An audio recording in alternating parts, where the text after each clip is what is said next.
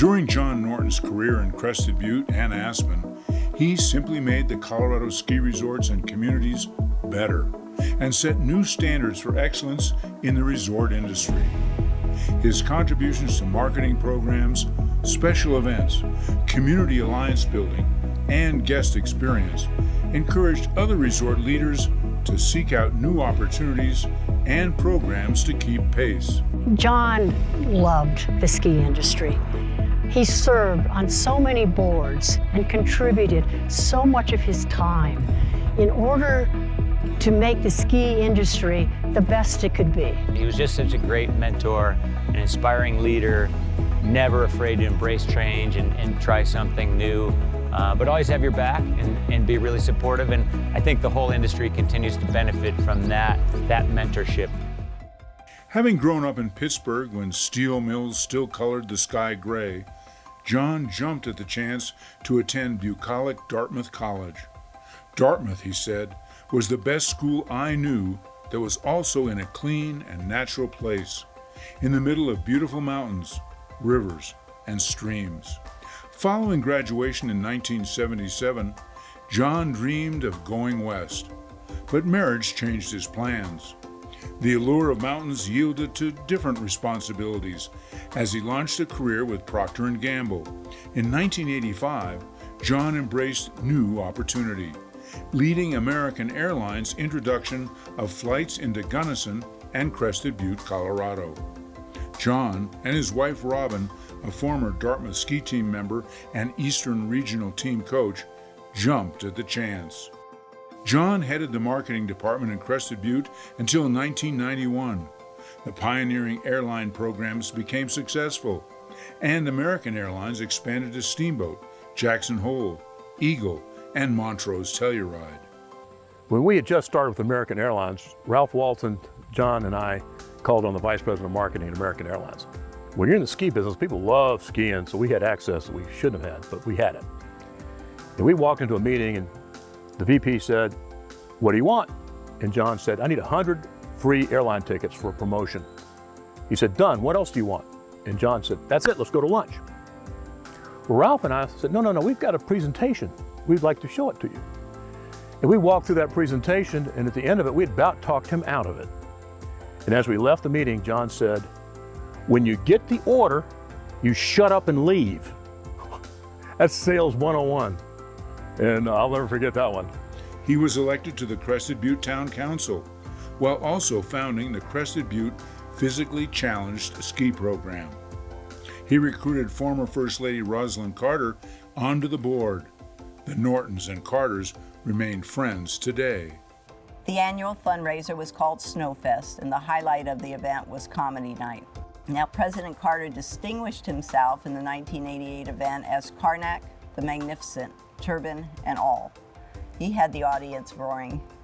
Now, after the Carters returned home, Mrs. Carter sent the program a donation for $500 with a note from President Carter to tell John that he'd come back if he didn't have to perform. And in Crested Butte, Adaptive is probably, if not one of the favorite nonprofits in the community. And it's a true institution now in Crested Butte. It's got the newest building up at the base of the ski area. Everyone in town loves what they do and are very supportive, and it's in large part because of what John and Robin at the time did. Though Crested Butte was growing, it struggled to overcome retention issues, limited skiing terrain, and capital constraints. Always an innovator, John paid for the North Face Platter Poma lift from his marketing budget, nearly doubling skiable acreage on the mountain, including new super steep slopes. California, Alaska, and British Columbia would no longer own extreme skiing in North America. And John walks into the office and says, "I have a $2 million marketing budget, right? Right? So I want to buy a lift with it." What? He wanted to put a Poma lift up on the North Face, and we were going to open up 500 acres of extreme terrain for $400,000. So John bought the lift out of his marketing budget, and we had the largest expansion in Colorado that year, and got just tremendous amount of notoriety about our extreme terrain. Crested Butte's North Face changed the landscape. Other Colorado ski areas added steep terrain as well, but Crested Butte hosted the North American Extreme Skiing Championships. John built on that success and convinced ESPN to move the Winter X Games to the Butte. By starting and embracing the extreme competitions, which have expanded and grew, I think is a large part from what started here, because the skiing was so good and so unusual, and people of all ages loved it. Not just watching it, but actually then getting on the terrain and going, oh, I can't do what they're doing, but I can ski some of that terrain, and that makes people happy. Success is John's hallmark. The airline program, the North Face, and then Ski Free, a bold and innovative program providing free lift tickets between Thanksgiving and Christmas. The business community and government paid for the promotion, which lifted Crested Butte out of a deep financial hole. The area finally had the capital to install high-speed lifts. Skier days soared to 540,000, almost double the number when John took the reins. Aspen took notice and lured John to its executive suite. He also served on the board of Colorado Ski Country USA and on the executive committee of the National Ski Areas Association. With fellow Hall of Famer Kent Myers, he created the Aspen Vail Passport, a lift ticket good at all Aspen and Vail mountains, available to international skiers. Why don't they spend a week in Aspen and a week in Vail? It'll make a great experience, and we're more likely to get them back. Of course, the secret agenda was, well, if they come to Aspen, they come to Vail. Of course, then when they come back, they're just gonna spend the full 2 weeks in Aspen.